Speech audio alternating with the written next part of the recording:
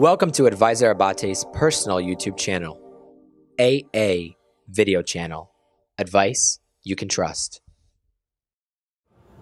Hello, and welcome to AA's personal YouTube channel. I'm your host, Caio Goncalves. And this is not a regular studio. Welcome to our new discovering space. You're probably wondering where AA is. Maybe he's on a flight from Hong Kong or on a conference call. But we're not going to wait. We're just going to get started, so come on. Hello, AA. Hi. Surprised to see you here today. Thank you. It's good to see you. As always. Well, I guess we're going to be testing out your driving skills. So how are they? Well, I very much enjoy driving. When did you first start? I started the first time when I was 9. 9. Wow, that's very young. Yes. And I remember specifically there was a holiday and my whole family was engaged. And it was an opportunity for me to ask my uncle. So it came from you? You were the one who... Yeah, I went to my uncle and said, can I just try driving? And everybody was in a good mood that day, and he allowed me to do it. I remember being so small, I had to put something under my seat so I could see out. Mm-hmm. And we did that on our property, around between my uncle's house and my dad's house, and we took a little ride, and then we stopped. And then the second time that really started with the training was with my grandpa when I was 13 years old, and we really enjoyed it. And then at 16, I got my license. Is driving a way for you to release some stress after a day of work? I am very much the quintessential man and machine. There's a connection between me and the mechanical parts of a vehicle. I need to be engaged with it. So yes, there is a level of enjoyment. I'm very much a car enthusiast. And I distress in the process because I'm engaged. So something that connects the physical activity to paying attention to what's happening in your surroundings, and then it distresses me, sure. So if today's conversation is all about balancing your personal life and your professional life, what are some other hobbies that you have that help you to balance your personal life with your work? Sure. I enjoy going to the gym. I do it about once a week.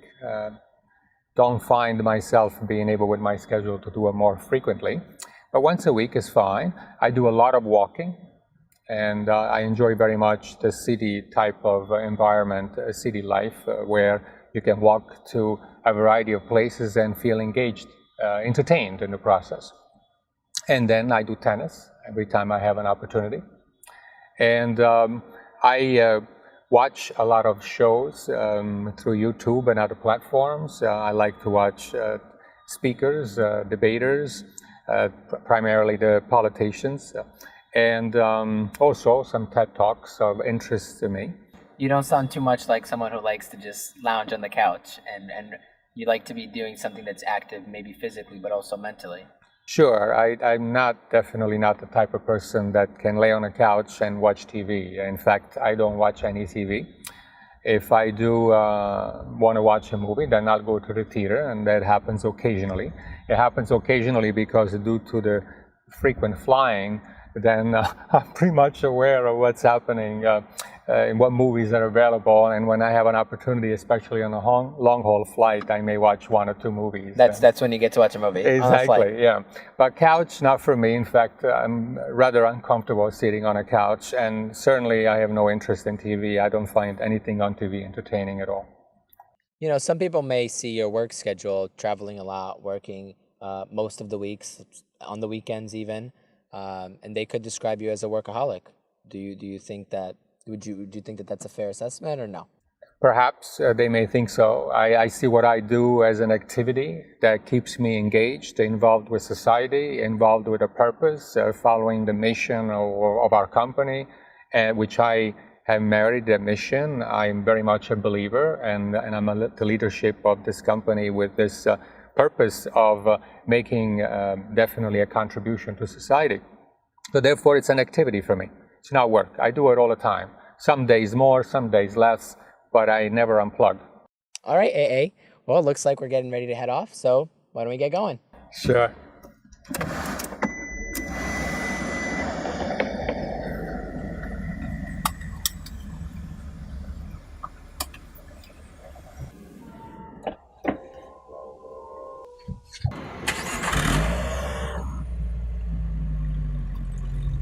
Okay, AA, for professionals that travel all the time, like yourself, I'm sure it can get pretty hectic and stressful.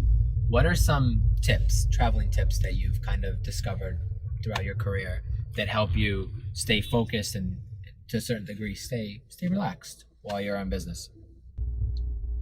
I would say that most importantly, the airline you travel with. That's the biggest part. It's the number one. The airline you travel with, what is their level of reliability? For me, I have 2 airlines that I prefer to travel with among the rest. And even if it costs a little bit more, you'll have a hard time convincing me to take the other Go ones. otherwise. Absolutely. Food on an airline. It's not that, it can never be that great. It can never be that great, but let me tell you, and I'm vegetarian, and I know, for example, that returning from Asia, returning from Hong Kong, specifically the Oriental meal, it's a delicacy. It's really good. But you fly elsewhere and you choose the Oriental meal, and they give you Indian vegetarian with basmati rice and beans. Right. Totally different And experience. clearly that's not an Oriental vegetarian meal. Right. I mean, so someone doesn't know what What they're Oriental offering. vegetarian is.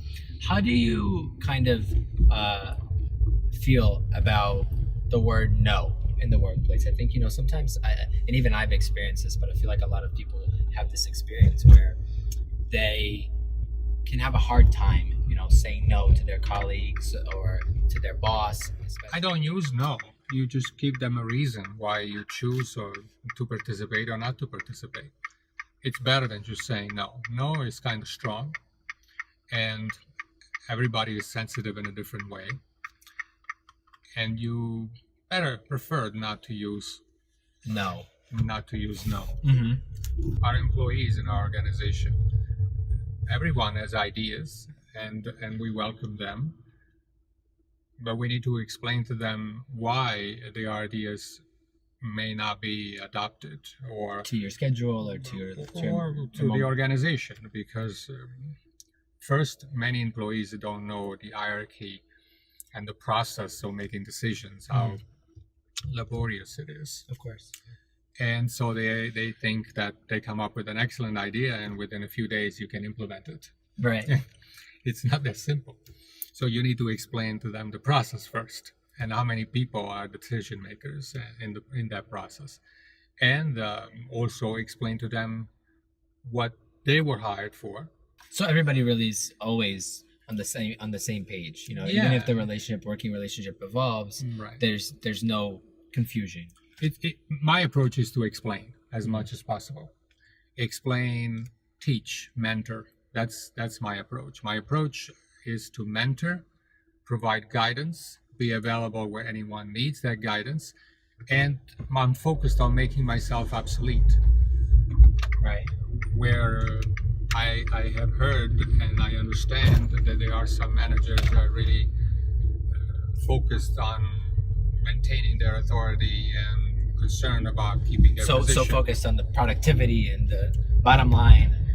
And concerned about keeping their position, their control. Mm-hmm. I'm all about delegating, transferring as much as possible control. I'm not at all a micromanager. I do reviews and see how work is going. Do you, because I suspect you're not a micromanager because you probably don't like yourself to be micromanaged when in the past when you've had. I had a very short period of time of micromanagement. And that was from 1983 to 1987. But for your style of kind of leadership and work, did you think it just wasn't for you? You like to be led to do your own task and then. Yeah, that's true. I can work very well independently for hours, for days, for months. I don't really need any guidance. Although I seek it sometimes in specific areas I recognize professionalism, and as a result of that, I seek professionals in certain areas that can provide me with the specific knowledge to accomplish whatever task I may be working on. A couple of years ago, I remember there was a memo from Vice President Joe Biden that went viral, and he was addressing his staff and saying how if he was stressing the importance of family and your obligations with your family, and the line was something like, if I find out that one of you is working with me when you should be attending a wedding or an anniversary or a funeral, I'm going to be very disappointed and upset because family is so important. And that that was maybe even put out there for political reasons, right? But what do you think of kind of that leadership of stressing to, work is really important, but the company culture doesn't expect you to work yourself to death and miss out on your personal life too? Well, we should define personal life, because everybody has a different definition. That's a good point. Definition of it.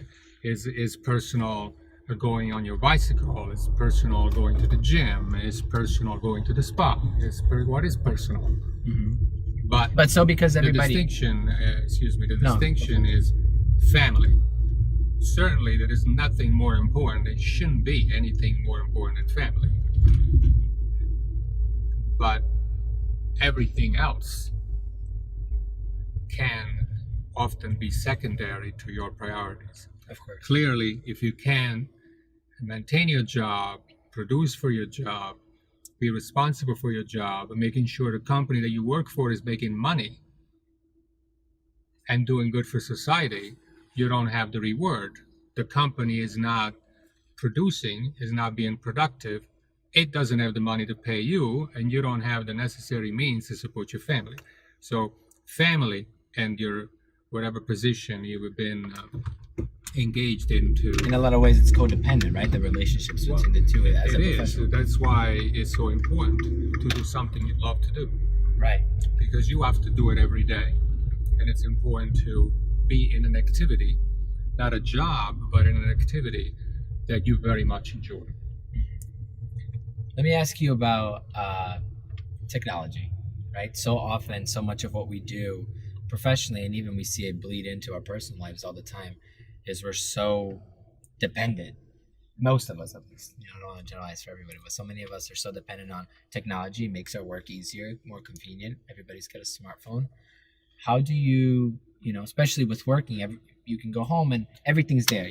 It's much easier to bring work to home.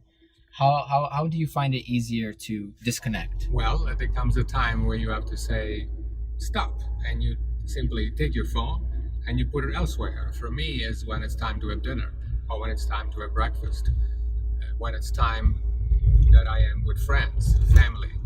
Very important. I don't deal with the phone. I don't answer the phone. I speak very, very, very little on the phone. You mean on the telephone? On the telephone. Oh, that's surprising to hear. Yeah, very, very little. I'm perhaps a total of 30 to 45 minutes a month. Wow. So you mainly do email? Absolutely, and I can reply and digest and reflect at my own pace. Mm-hmm. If someone calls me and they have a specific question, I will keep them on the phone. No, a minute or two. No, very, very, very brief. Just because you're sensitive to... Yeah. And I will never call someone suddenly. Mm-hmm. I text them and email them first. I express to them that I'm planning to call and where it would be the most suitable time to call them. Mm-hmm. And if it's a client, a purchasing client, meaning someone with whom we're doing business to benefit one of the client companies that we manage, then in that case, I make myself available to call me. But none of our clients calls me. None of our clients have my private mobile number. You think just in the business, everybody's more comfortable with emails and No, written? I think people are quite comfortable with calling you. And certainly so many things can be said and misunderstood in business on the phone. Mm-hmm. It's not something casual. Business is very serious. Of course. So don't call me. Don't call me. Write to me. Unless it's a medical emergency. That's my point of view. Of course. Unless it is a serious, and I mean that serious, you can't wait, medical emergency, stranded on the road with something very serious, and there is 911 is not replying. That's that kind of level that you want to. Yeah, exactly. But do you find that kind of the people around you have that same way, or do you ever kind of see people, because when you go out to dinner, you see people all the time on their phone, not really engaging. I find that to be very rude. Mm-hmm. And there is nothing more absurd than someone who comes to an interview and brings the phone with them. That has happened. It doesn't matter the level of the position you're interviewing for. There is no excuse to place the phone on the table at the time that you're conducting the interview. It's absurd. I agree. It's absurd. I'm surprised to hear that. And any meeting I go to, the phones are off. No, absolutely. It's in my briefcase. Nobody needs to see. Nobody even needs to see. My phone is on silent, and it's in a briefcase. And similarly annoying is when I'm invited to give a speech, I'm invited to give a presentation, or I'm giving a presentation, and people are checking their messages. Now, when I'm on my own, my mind runs all the time as I am intrigued by finding solutions for new clients and for existing clients, always seeking an innovative way, new resolve.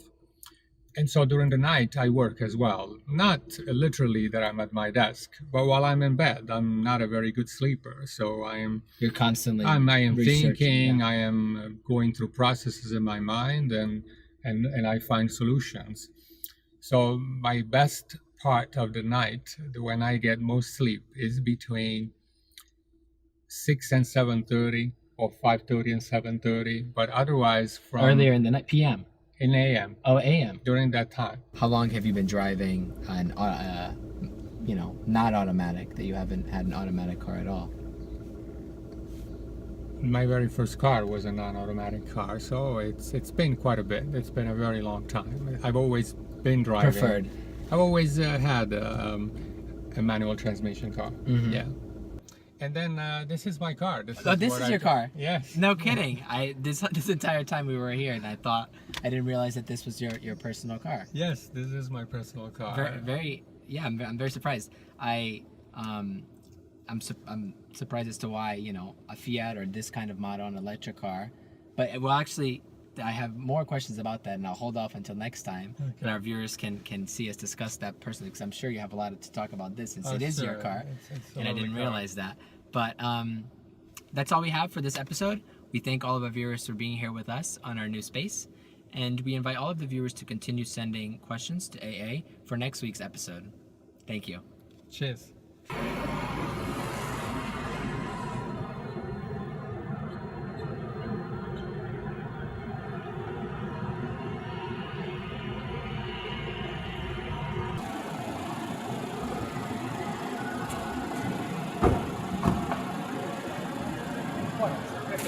Perfect.